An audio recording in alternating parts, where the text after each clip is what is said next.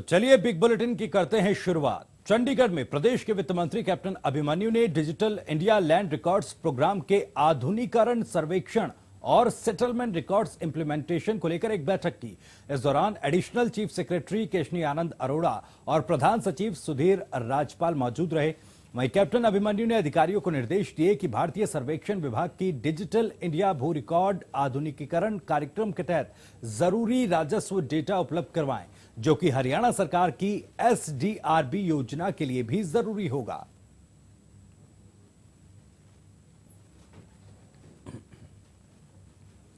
आरक्षण आंदोलन के दौरान हुई हिंसा में वित्त मंत्री कैप्टन अभिमन्यु के घर आगजनी को लेकर आरोपियों ने फिर बयान दिया। आरोपियों ने कहा कि इतनी बड़ी कोठी बिना षड्यंत्र के नहीं जलाई जा सकती। आरोपियों का कहना है कि मामले में दोषियों को सख्त से सख्त सजा हो।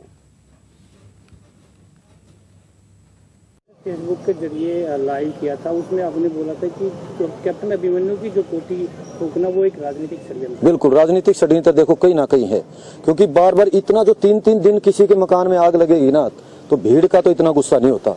तो हम ये कह रहे हैं कि ठीक है, सीबीआई जांच हो रही है, हमें निर्दोष फंसाया गया है और किसी का मकान देखिए जलता है तो बार बार तो कोई एक बार भीड़ घुस जाएगी, 2 बार घुस जाएगी, 3-3 दिन भीड़ थोड़ी घुसती है। तो उसमें कहीं ना कहीं पॉलिटिकल आदमी है, कैप्टन साहब भी अच्छे बहुत बड़े पद पे बहुत बड़े आदमी है, तो कहीं ना कुछ होगा, बाकी वो सीबीआई करेगी। निष्पक्ष जांच होनी चाहिए। चाहे इसमें मैं हूँ दोषी, कोई भी हो, बाहर का कोई दोषी है या इसमें कोई कैप्टन अभिमन्यु जी को भी इसमें न्याय मिलना चाहिए।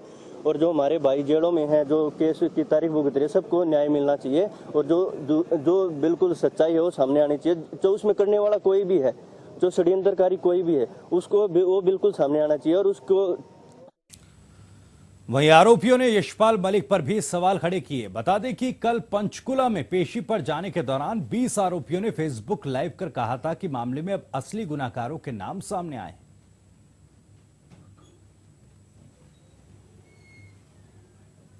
आरक्षण से 1.5-2 महीना पहले बोहर गांव में स्टेडियम के अंदर यशपाल मलिक जी आए थे और ये बहुत सारे आदमी वहां थे। उसमें रैली हुई थी, बहुत काफी आदमी उसमें थे, 4-5 हज़ार आदमी उसमें थे। उसमें यशपाल मलिक जी ने एक बात कही थी, अरे अपनी भाषा में, अरे ये आरक्षण तो खून मांगता है भाई, खून। आरक्षण लेना तो खून बलि देनी होगी, बलि। तो ये मैं ये समझता हूँ कहीं ना कहीं यशपाल मलिक इसको उकसाता हो या ना उकसाता, यशपाल मलिक जाने। उसने ये शब्द खुले उसमें जो है ना मीटिंग में बोले थे। दोषी निर्दोष बताने वाले हम नहीं है। सीबीआई जांच चल रही है। सीबीआई जांच जो कैप्टन अभिमन्यु की कोठी जिस तरह फूंक दी गई है, किसी के पक्ष में नहीं भाई, किसी का मकान फूके, किसी की जान मान कर नुकसान हो, गलत है। वो गलत था, जिसने भी किया वो गलत किया है। हम रिक्वेस्ट करते हैं, सरकार से भी करते हैं, प्रशासन से भी करते हैं, सीबीआई से भी प्रार्थना करते हैं कि भी दूध का दूध और पानी का पानी करें, किसी निर्दोष को ना फंसाएं। उधर चंडीगढ़ में नीदरलैंड के डेलीगेशन के साथ हरियाणा के कृषि मंत्री ओम प्रकाश धनखड़ की बैठक हुई। बैठक के बाद कृषि मंत्री ओम प्रकाश धनखड़ ने कहा कि डच के एक शिष्टमंडल से मुलाकात हुई, जिसमें कई मुद्दों पर बातचीत की है। गुरुग्राम में एक फ्लावर मंडी पर चर्चा की गई, जिसमें थोक और खुदरा की मार्केट होगी। इस मार्केट पर जल्द ही काम शुरू होगा। हॉर्टिकल्चर यूनिवर्सिटी में फ्लोरिकल्चर पर रिसर्च और डेमोन्स्ट्रेशन एक रिसर्च इंस्टीट्यूट बना रहे हैं।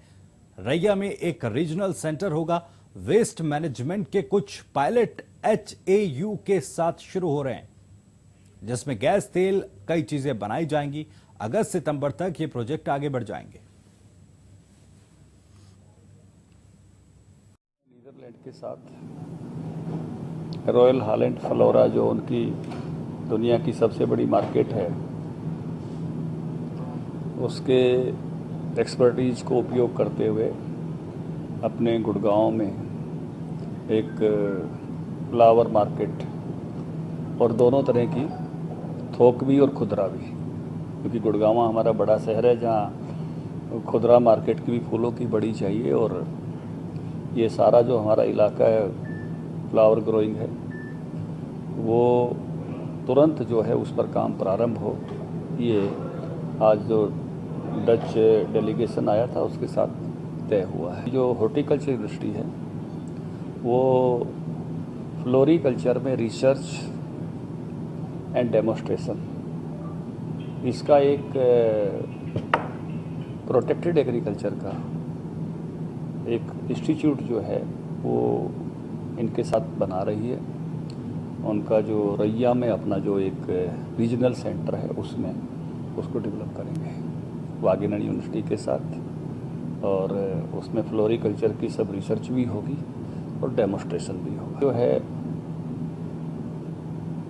वेस्ट मैनेजमेंट, इसके कुछ पायलट प्रोजेक्ट HAU के साथ शुरू हो रहे हैं और उसमें वो CNG भी बनाएंगे, उसमें वो उसके पैलेट्स भी बनाएंगे, उसमें जो है उनका कुछ ऑयल भी बनाएंगे जो ऑयल पेस्टिसाइड के रूप में इस्तेमाल होगा।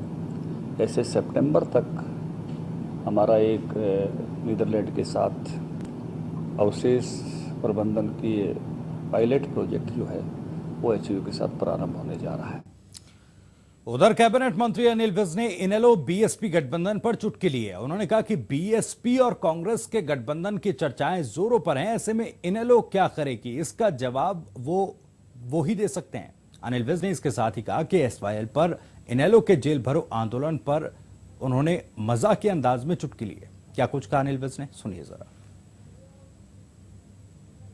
मायावती का और बसपा का समझौता हो जाता है, कांग्रेस का और मायावती का समझौता हो जाता है, तो क्या इनेलो कांग्रेस के साथ मिलकर चुनाव लड़ेगी, इस बात का जवाब इनेलो को देना चाहिए। जो बचे खुचे इनके कार्यकर्ता हैं वो उनको हर वक्त अपने साथ लगा के रखना चाहते हैं और ये जेल भरो का उन्होंने नाटक किया है।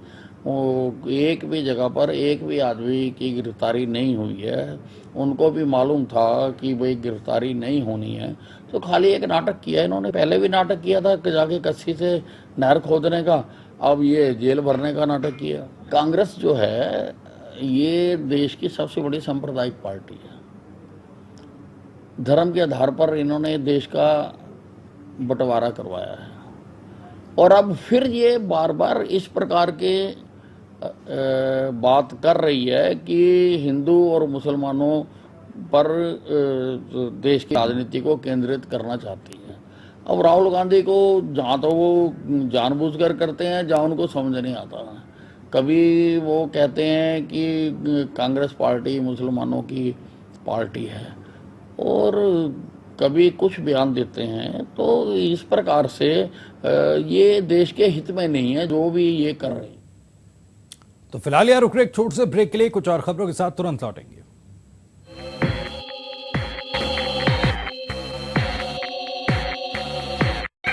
ब्रेक के बाद एक बार फिर स्वागत है आपका। हरियाणा सरकार ने भारत भूषण भारती का सस्पेंशन बहाल कर दिया है। माना जा रहा है कि भारत जल्द HSSC में चेयरमैन के पद पर नियुक्त किए जा सकते हैं। दरअसल ब्राह्मणों से जुड़े सवाल पर विरोध के बाद उनको पद से हटा दिया गया था। मामले की जांच के लिए गठित कमेटी ने जांच रिपोर्ट सौंप दी है। रिटायर्ड जस्टिस दर्शन सिंह की अध्यक्षता में जांच कमेटी गठित की गई थी, जिसने रिपोर्ट में कहा कि ब्राह्मणों से जुड़े सवाल मामले में भारती की भूमिका नहीं है। कमेटी ने इसके लिए CBT एग्जाम प्रोवाइडर के खिलाफ कार्रवाई करने को कहा है।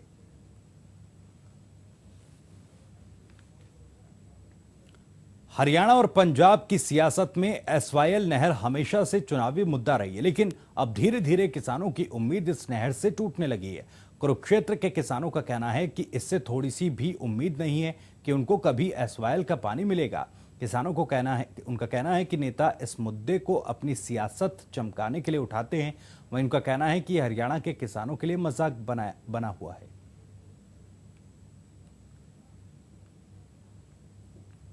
तो उन्हें अपने पैसे खाने के लिए, अपने आदमियों को फायदा पहुंचाने के लिए और अपने वोटें बनाने के लिए किया है। किसान को तो कोई फायदा इनका होया नहीं ना होता।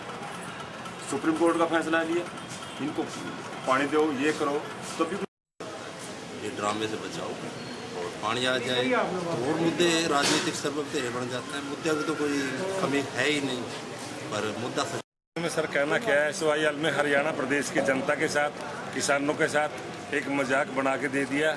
इनकी जरूरत का, इनका हकों का हनन करके उसके दरख्त के अंदर धकेल दिया गया। उधर सीएम फ्लाइंग टीम ने पलवल और होडल में छापेमारी की। सीएम फ्लाइंग टीम ने पलवल और होडल में बिना परमिट के चल रही 9 बसों को कब्जे में लिया। पुलिस ने गुप्त सूचना के आधार पर 2 टीम बनाकर पलवल से अलीगढ़ और पलवल से आगरा जाने वाली बसों की चेकिंग की और चेकिंग के दौरान 9 बसों को बिना परमिट के जो सड़कों पर दौड़ रही थी उनको कब्जे में किया, जिसके कारण हरियाणा सरकार को राजस्व में बड़ा नुकसान हो रहा था। मामले में पुलिस ने केस दर्ज कर जांच शुरू कर दी है। सूचनाएं आ रही थी कि पलवल जिला में बिना परमिट की जो बसेस हैं वो चल रही है। तो उन गुप्त सूचनाओं के आधार पे हमने आज 2 टीम्स बना के पलवल जिले में होडल में और पलवल में 2 जगह हमने रोड जो रेड्स हैं वो ऑर्गेनाइज की थी। उसमें 2 रूट्स हैं बेसिकली। उसमें एक तो जो पलवल से अलीगढ़ वाला रूट है और एक पलवल से जो वाया कोसी, मथुरा और आगरा के लिए जाती है। तो उनमें हमें कुल मिला के 9 बसेस हमने राउंड अप की है।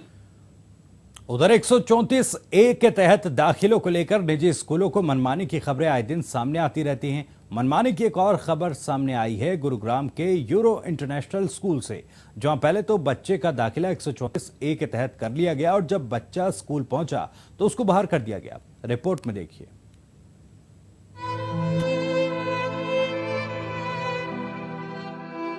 गर्मी की छुट्टियों के बाद स्कूल खुल चुके हैं। बच्चे ड्रेस पहनकर अपने अपने स्कूल जा रहे हैं, जिसमें कई बच्चों के दाखिले 134A के तहत भी किए गए हैं। 134 से मतलब जो गरीबी रेखा के नीचे व्यक्ति हैं, उनके बच्चों के दाखिले निजी स्कूल में किए जा चुके हैं। गुरुग्राम के यूरो इंटरनेशनल स्कूल के बाहर खड़े ये मासूम भी स्कूल जाने की इच्छा लिए सोमवार को स्कूल पहुंचे, लेकिन जब परिजनों के साथ बच्चे स्कूल पहुंचे तो पता चला इनका तो एडमिशन हुआ ही नहीं है। आरोप ये है कि स्कूल ने पहले तो 134A के तहत इन बच्चों का दाखिला अपने स्कूल में करा लिया और कॉपी किताबों के लिए पैसे भी ले लिए, लेकिन जब सोमवार को ये बच्चे स्कूल पहुंचे तो स्कूल प्रिंसिपल इस बात से मुकर गए कि बच्चों का दाखिला हमारे स्कूल यानी कि यूरो इंटरनेशनल स्कूल में हुआ है। इन मासूमों के साथ भद्दा मजाक हुआ है। इन बच्चों को स्कूल के बाहर खड़े रहना पड़ा है, साथ ही अभिभावक गुस्से में हैं। यूरो इंटरनेशनल सेक्टर 10 में किया गया था, जिसमें 12 तारीख को हमारे बच्चों का एडमिशन दिया गया। बच्चों को बुक्स और यूनिफॉर्म के लिए एक कार्ड दिया गया, वहाँ यूनिफॉर्म खरीदनी है और बुक्स के लिए स्कूल ने ही हमसे 4000 रुपये चार्ज किए और कोई रसीद नहीं दी गई। और उन्होंने ये कहा कि भाई ये सारी फॉर्मेलिटीज़ जो होती थी, ID प्रूफ वगैरह, वो हमसे ली गई और बच्चे का प्रोस्पेक्ट वगैरह करा के एडमिशन दिया गया। और उन्होंने ये कहा कि मंडे को आप स्कूल लेके आओ। आज हम जब बच्चे को स्कूल लेके गए तो प्रिंसिपल ने डायरेक्टली मना कर दिया कि आपके बच्चों के एडमिशन हमारे यहाँ पे हुए ही नहीं। सरकार की तरफ से 134A के तहत दाखिले के आदेश जारी किए जा चुके हैं। ऐसे में निजी स्कूल अपनी मनमानी के चलते गरीब बच्चों को दाखिला नहीं दे रहे। यही कुछ यूरो इंटरनेशनल स्कूल में भी देखने को मिला है। हालांकि स्कूल प्रिंसिपल का कहना है कि RWA में जारी दाखिलों में ज्यादातर फर्जी मामले हैं और मामलों के वेरिफिकेशन के लिए भेजा गया है। 14 तारीख को हमारे पास ये बच्चे फिर से आने शुरू हुए हैं और देख लीजिए 1 महीना हो गया। 15 जून को हमें बोला गया था कि आपको जांच रिपोर्ट मिल जाएगी। 15 जून तक हमें कुछ भी नहीं मिला और ये सब बच्चे अब हमारे पास 14 जुलाई से आना शुरू हुए हैं कि हमारे को अब एडमिशन दे दें। हम BEO से ये लेटर लेकर के आए हैं। तो मैम ऐसे तो मैं लेटर मतलब जब तक जाँच रिपोर्ट नहीं आएगी मैं कैसे किसी को भी एडमिशन दे दूँगी। जुलाई का महीना भी बीतने को है, लेकिन जिला उपायुक्त के कार्यालय के बाहर खड़े 25 से 30 अभिभावक अपने मासूमों के भविष्य को लेकर जरूर परेशान और मानसिक प्रताड़ना जरूर झेल रहे हैं। ऐसे में देखना ये होगा कि जिला प्रशासन ऐसे निजी स्कूलों की हठ धार्मिकता के खिलाफ क्या कारगर कदम उठाता है। इकोनॉमिक वीकर सेक्शन के तहत जिन बच्चों के एडमिशन जो हैं वो होने थे प्राइवेट स्कूलों के अंदर, लेकिन किन्हीं वजह से वो एडमिशन जो है वो नहीं हो पा रहे हैं। बार बार चक्कर लगाने पड़ रहे हैं आपको पेरेंट्स को, लेकिन इसके बावजूद जो है स्कूलों में एडमिशन तक हो गए हैं। लेकिन इसके बावजूद जो है आज जब वो बच्चे अपने स्कूल में पहुंचे तो वहाँ के जो प्रिंसिपल थे उन्होंने वहाँ से उनको भगा दिया। देश का जो भविष्य है वो आज दर दर की ठोकरें खाने को मजबूर है। निजी स्कूलों की मनमानी अभी भी लगातार जारी है। साइबर सिटी गुड़गांव से दिनेश कुमार के साथ नीरज वशिष्ठ, जनता TV।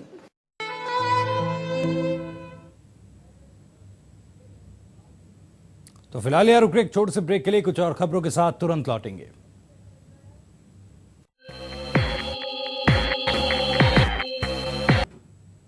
एक बेबस पिता आज न्याय के लिए धड़-धड़ भटकता रहा, गुहार लगाता रहा, लेकिन उसकी किसी ने नहीं सुनी। वहीं जब पुलिस ने भी कोई कार्रवाई नहीं की तो अब इस बेबस पिता ने राष्ट्रपति को ज्ञापन भेजकर इच्छा मृत्यु की इजाजत देने की मांग की है। देखिए रिपोर्ट।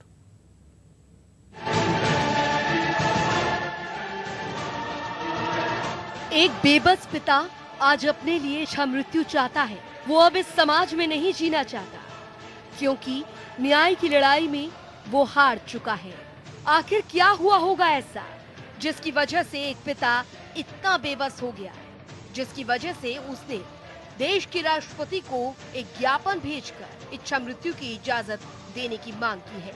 दरअसल अपने बेटे के लिए न्याय की गुहार लगाने वाले पीड़ित के पिता का कहना है कि उसके मासूम बेटे के साथ कुछ लोगों ने कुकर्म किया था, लेकिन 2 महीने बीत जाने के बाद पुलिस ने अभी तक उन्हें गिरफ्तार नहीं किया है, जिसकी वजह से हार कर उसने ये मांग की है।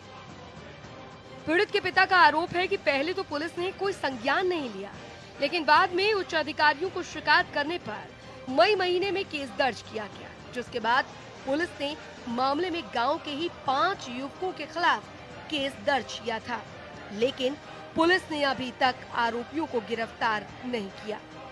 पीड़ित के पिता ने कहा कि वे बड़े बड़े अधिकारियों तक शिकायत कर चुके हैं, मगर उसकी कोई सुनवाई नहीं हुई और इसीलिए उसने चिट्ठी लिखकर इच्छा मृत्यु की मांग की है। लेकिन कुछ महीनों से कुछ लड़के 4-5 लड़के मेरे बच्चे के साथ गलत काम कर रहे थे, जिसके अगेंस्ट मैंने थाना डिंग में एफआईआर दर्ज कराने की कोशिश करी, मगर उन्होंने की नहीं मेरी। उसके बाद मैंने ऑनलाइन एसपी साहब को ये रिपोर्ट दर्ज करवाई है। डीसी साहब तक, आईजी तक भी इसकी कंप्लेंट मैंने की है जी, मगर उसके बावजूद कोई कार्रवाई नहीं हुई है।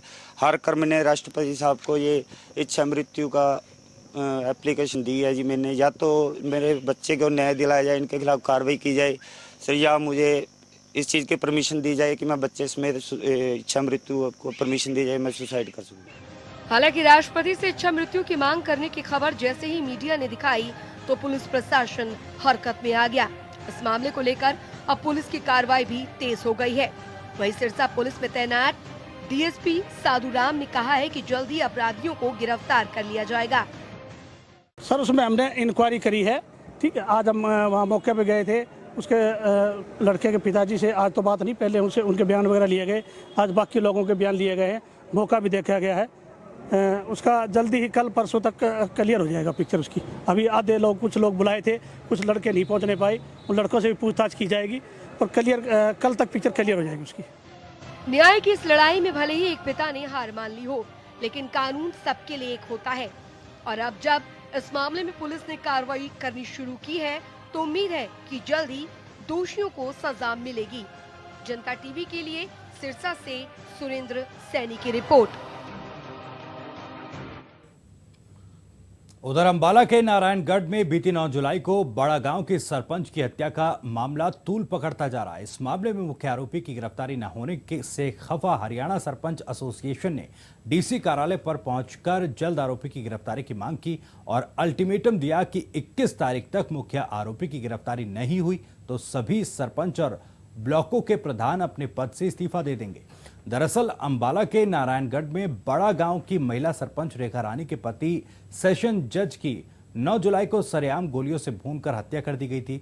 इस मामले में आरोपी ने अपने फेसबुक अकाउंट से एक पोस्ट भी की है जिसमें उसने इस हत्या को कबूल किया है और अगले टारगेट को चेतावनी दी है कि वो भी तैयार रहे। इस मामले से सरपंच अपने परिवार की सुरक्षा को लेकर चिंतित है, जिसके बाद आज डीसी कार्यालय पर हरियाणा सरपंच एसोसिएशन के सदस्य पहुंचे और आरोपी की गिरफ्तारी की मांग की।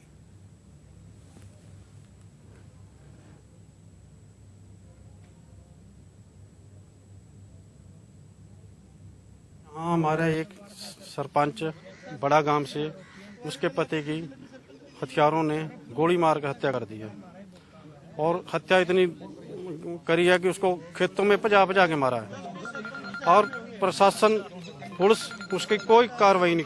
तक डीसी साहब नहीं आएंगे, हम अपना ज्ञापन किसी को नहीं। आरोपियों की जल्द से जल्द गिरफ्तारी करें क्योंकि वो फेसबुक में मैसेज डाल रहे हैं। आज उन्होंने मेरे भाई को इतनी गोलियों से भून दिया, कोई जगह नहीं छोड़ी, चल नहीं कर दिया। कल मेरा परिवार है, मेरा भाई, हम 2 फौज में नौकरी की है हमने, एक भाई फौज में, मेरे फादर फौज में थे, हमने देश की सेवा की है।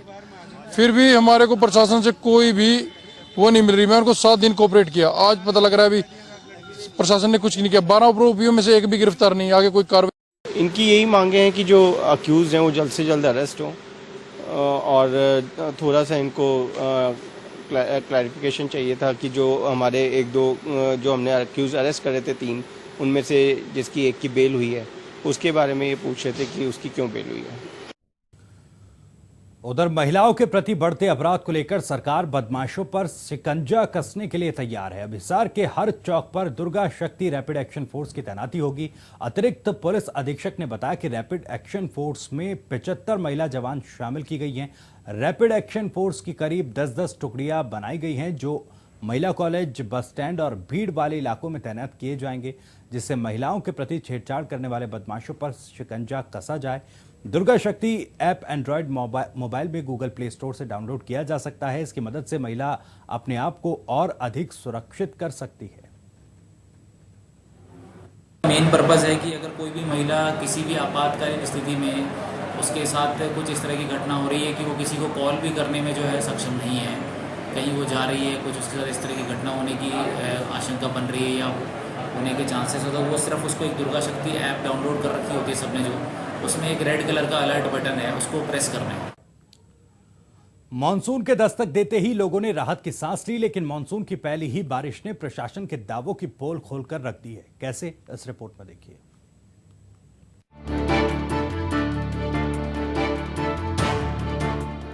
चारों तरफ पानी ही पानी, जहां देखो जिधर देखो हर जगह पानी।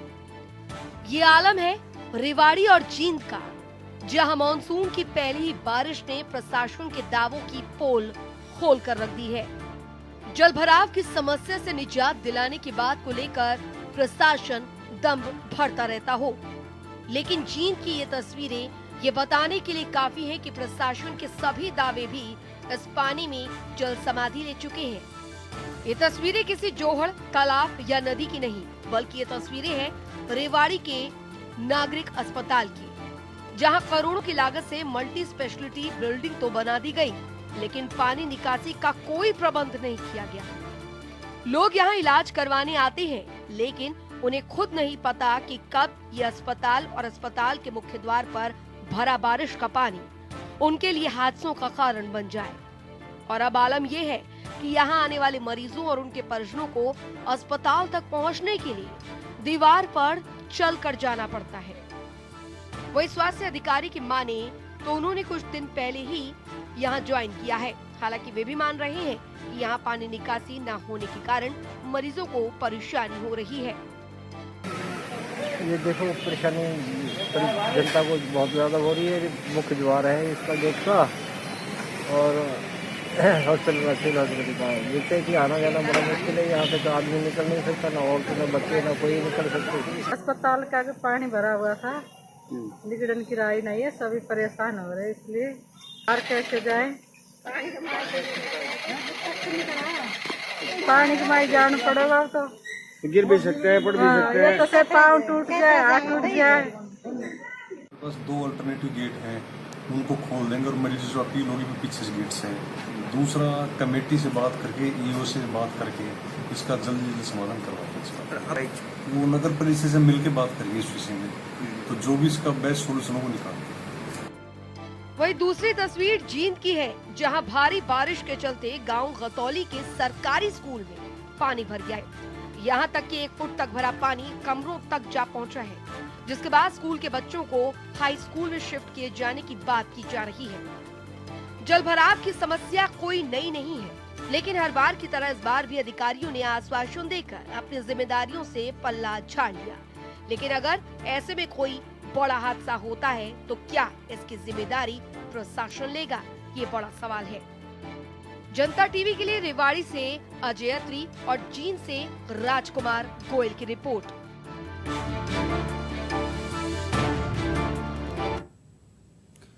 तो बारिश एक तरफ जहां खुशियां लेकर आती है, वहीं आमजन के लिए कई समस्याएं बारिश के साथ आ जाती हैं। जिंद में भी कुछ इसी तरह के हालात देखने को मिल रहे हैं, जहां बारिश से हर जगह जलभराव हो गया। ऐसे में एक दिव्यांग बुजुर्ग महिला के घर में भी पानी घुस गया। तस्वीरें आप देख सकते हैं, जिससे महिला को काफी परेशानियों का सामना करना पड़ा। महिला के दोनों हाथ पैर नहीं है, फिर भी महिला घर में भरे पानी को निकालने का प्रयास कर रही है।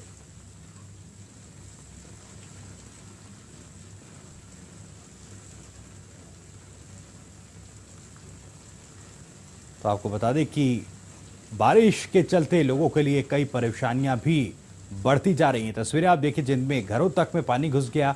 एक दिव्यांग बुजुर्ग महिला भी घर में घुसे पानी को निकालने की कोशिश कर रही है। तस्वीरों में आप देख सकते हैं, इस बुजुर्ग महिला के दोनों हाथ नहीं हैं, लेकिन बावजूद इसके ये महिला अपने घर में घुसे पानी को निकालने की कवायद में जुटी है।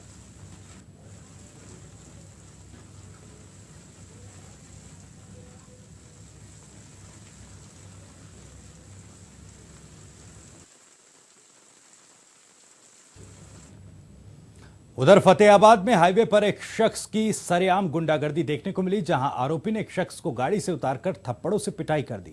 वहीं इस मारपीट की घटना में पुलिस की लापरवाही भी सामने आई। पुलिस ने कार्रवाई करने के बजाय राजीनामे को अहमियत देकर कानून की धज्जियां उड़ा दी। दरअसल इस पैसे लेने के लिए ये विवाद हुआ था, जिसके बाद पीड़िता को गाड़ी से उतारकर उसकी पिटाई की गई। वहीं पुलिस से जब इस बारे में बात की गई तो उन्होंने कहा कि फिलहाल राजीनामे पर मामला निपटा दिया गया है, लेकिन अगर कोई शिकायत मिलती है तो पुलिस अपनी कार्रवाई करेगी। अब सवाल यह है कि पुलिस अगर इसी तरह के मामलों में शिकायत का इंतजार करेगी तो सुप्रीम कोर्ट की भीड़ तंत्र से निपटने की गाइडलाइन दी है सुप्रीम कोर्ट ने, उसका पालन कैसे होगा।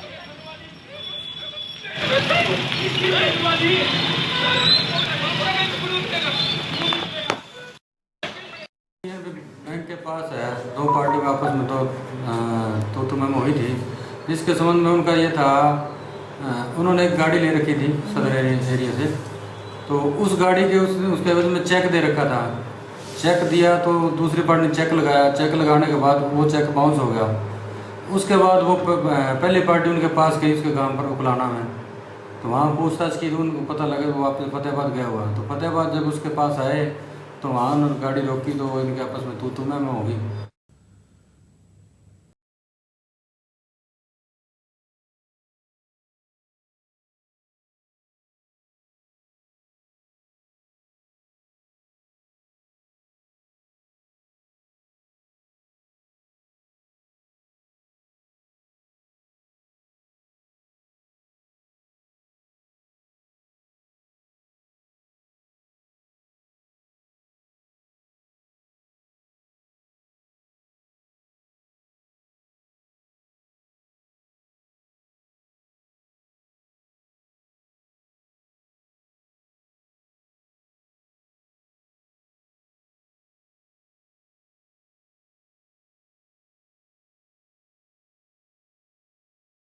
की तरफ से बच्ची का इलाज शुरू किया गया और पुलिस को भी इसके बारे में सूचना दी ताकि इसके गुनहगारों के बारे में पता लगाया जा सके।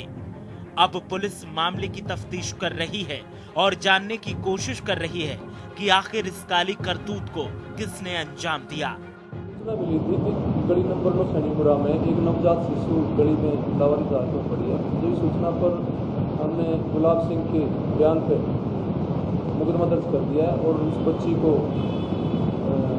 उसकी देख के लिए इलाज के लिए सरकारी अस्पताल में दाखिल कराया। अब कार्रवाई तफ्तीश जारी है, अभी पता नहीं चला है। पुलिस की माने तो तफ्तीश चल रही है, लेकिन अब तक बच्ची के बारे में कोई खास जानकारी पुलिस को नहीं मिल पाई। पुलिस की माने तो जल्द ही उन लोगों को गिरफ्तार किया जाएगा जो इस मासूम को नाले के किनारे फेंक कर चले गए। जनता टीवी के लिए रोहतक से संजय की रिपोर्ट। अगली खबर उकलाना से है, जहां पर स्थानीय निवासियों को भारी परेशानियों का सामना करना पड़ रहा है। उकलाना में मुख्यमंत्री की करोड़ों रुपए की घोषणा के बाद शुरू किए गए विकास कार्य आज लोगों के जी का जंजाल बन चुके हैं।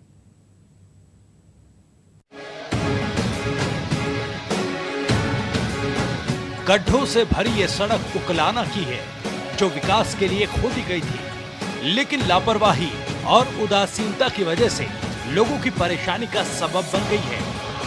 तस्वीरों में आप देख पा रहे हैं, सड़क के नाम पर सड़क पर सिर्फ गड्ढे बने हैं जो उकलाना वासियों के लिए जी का जंजाल बन गए हैं। सड़कों पर बने इन गड्ढों की सुध लेने वाला कोई नहीं है। तस्वीरों में दिखाए जा रहे ये गड्ढे उकलाना के आर्य कन्या कॉलेज के सामने की सड़क के हैं, जहां पर क्षेत्र से सैकड़ों बेटियां पढ़ने के लिए आती हैं। जैसे पहले सड़क बनी हुई थी, बारिश का मौसम है, इन्होंने सारी टाइलें तोड़ कर रख दी हैं, सारा सड़क तोड़ के रख दी, पर सड़क पे बच्चों के आने जाने में बहुत प्रॉब्लम हो रही है। स्कूल आते हैं तो हमारी स्कूल यूनिफॉर्म खराब होने का डर रहता है, और जो इससे मच्छर पनपते हैं उससे हमें अनेक प्रकार की बीमारी होती है। कई बार तो मैं खुद एक्सीडेंट होते बची हूँ, कई बार पैर फिसलने का डर रहता है। एक बार तो मेरा बैग भी गिर गया था इस वजह से। कठिनाई का सामना करना पड़ रहा है, इससे गाड़ी निकलने में बहुत कठिनाई होती है, बहुत गहरे गड्ढे हैं। प्रदेश में सड़कों पर बने गड्ढे इन दिनों मुसीबत बन गए हैं। बारिश का मौसम आते ही सड़कों पर गड्ढे बनना आम बात है, लेकिन इनकी सुध लेना एक बड़ी लापरवाही की ओर इशारा करती है। उकलाना से जनता टीवी के लिए बासाराम धतरवाल की रिपोर्ट।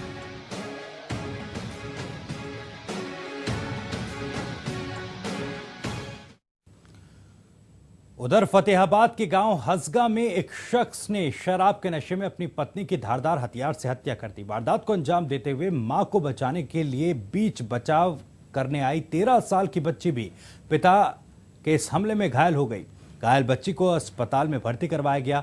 वहीं मृतका के शव को कब्जे में लेकर पुलिस ने पूरी घटना की जांच शुरू कर दी है। पुलिस ने आरोपी पति को हिरासत में ले लिया और उससे पूछताछ की जा रही है। पुलिस के मुताबिक आरोपी राम सिंह शराब पीने का आदी है और पिछले काफी वक्त से घर में राम सिंह का अपनी पत्नी के साथ शराब पीने को लेकर झगड़ा होता था।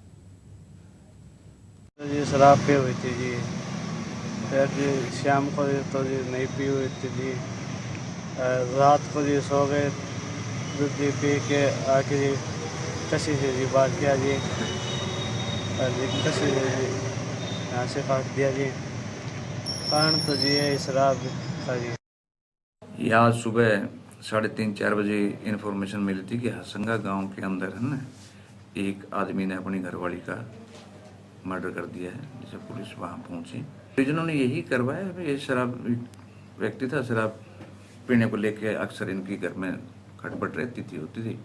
रात ये लेट आया है, खाना वगैरह इसने खाया नहीं और उसके बाद सुबह उठ के इसने कस्सी लेके ना उसको काट दिया सोई। आयुर्वेद में अग्रणी जीवा मेडिकल एंड रिसर्च सेंटर की ओर से दिल्ली में जीवा आयुर्वेदिक प्रोटोकॉल और जीवा हेल्थ ऐप लॉन्च किया गया। इस मौके पर आयुष मंत्रालय के सचिव वैद्य राजेश कोटेचा मौजूद रहे। इस मंच का उद्देश्य विश्व स्तर पर आयुर्वेद चिकित्सा को चिकित्सा विज्ञान के रूप में मान्यता दिलवाना है। जीवा आयुर्वेद के डायरेक्टर डॉक्टर मधुसूदन चौहान ने इसके बारे में जानकारी दी। वहीं जीवा ग्रुप के एमडी ऋषिपाल चौहान ने बताया कि जीवा आयुर्वेद प्रोटोकॉल के जरिए आयुर्वेद को चिकित्सा विज्ञान के रूप में मान्यता दिलवाने में एक मजबूत कदम साबित होगा। साथ ही कई साल की लगातार मेहनत के बाद लाखों मरीजों की बीमारी के विश्लेषण के आधार पर यह प्रोटोकॉल तैयार किया गया है। ये एक ऑपरेटिंग सिस्टम की तरह है जिसमें आयुर्वेदिक सिद्धांत और डेटा रिकॉर्ड सम्मिलित हैं। इस मौके पर मौजूद आयुष मंत्रालय के सेक्रेटरी वैद्य राजेश कोटेचा ने बताया कि आयुर्वेदा को बढ़ाने के लिए जीवा आयुर्वेदिक जिस तरीके से काम कर रहा है उसको ध्यान में रखते हुए उन्होंने यहां आने का निर्णय किया। तो हालांकि हमने देखा 5000 साल से आयुर्वेद भारत में प्रैक्टिस हो रहा है और इसके इतने रिजल्ट्स हैं। हमारे अपना विश्व का सबसे बड़ा आयुर्वेदिक टेलीमेडिसिन सेंटर हम चलाते हैं, जिसके माध्यम से 10 लाख पेशेंट का डेटा बहुत ही साइंटिफिक तरीके से, बहुत ही एक रिसर्च ड्रिवन तरीके से हमने उसको प्रोटोकॉल का शेप दिया है, जिससे कि आगे जाकर हम आयुर्वेद को एज ए चिकित्सा प्रणाली वर्ल्ड के लेवल पे एस्टेब्लिश कर पाएंगे। और अगर ट्रीटमेंट पर्सनलाइज्ड होना है तो संसार में जितनी पॉपुलेशन है उसके लिए आप कितने डॉक्टर ला सकते हैं पर्सनलाइज्ड ट्रीटमेंट के लिए, जबकि कोई भी दवाई आपकी सेल्फ पर नहीं मिलेगी। तो उसके लिए टेक्नोलॉजी की आवश्यकता है, जो जैसे हमने ऐप बनाई कि आप अपने घर में बैठे ही मोबाइल से ये देख सकते हैं कि मेरी प्रकृति क्या है, मुझे कौन सा खाना खाना चाहिए, कौन सा नहीं खाना चाहिए, और मेरी डायबिटीज़ कितनी है, मेरा शुगर कितना है। और दूसरा ये टेक्नोलॉजी जो मैं पोर्टल की बात कर रहा हूँ, ताकि जो व्यक्ति डॉक्टर भी नहीं है और ये टेक्नोलॉजी मशीन लर्निंग की वजह से और आर्टिफिशियल इंटेलिजेंस की वजह से ये पूरे सिस्टम को, डॉक्टर के टाइम को रिड्यूस करेगा। अगर आपको डॉक्टर की हाफ एन आवर आवश्यकता है तो ये सारा काम टेक्नोलॉजी करेगी। ये जो जीवा आयुर्वेद ने ये काम किया है, ये एक प्रकार से आईटी और आर्टिफिशियल इंटेलिजेंस को मिला करके आयुर्वेद के बारे में कुछ सॉल्यूशन देना अच्छा काम है। और मुझे लगा कि ये इतना अच्छा काम है तो मेरे को उनको एक प्रकार से कम व्यक्तिगत रूप से जाकर के उनके कार्यक्रम में जाना चाहिए, इसलिए मैं आया। उनको मैंने खूब बधाई भी दी। इस प्रकार के काम बहुत सारे लोग करें, ऐसी हमारी मंशा है। तो रुक रहे कुछ देर के लिए, लेकिन जनता टीवी पर खबरें लगातार जारी हैं।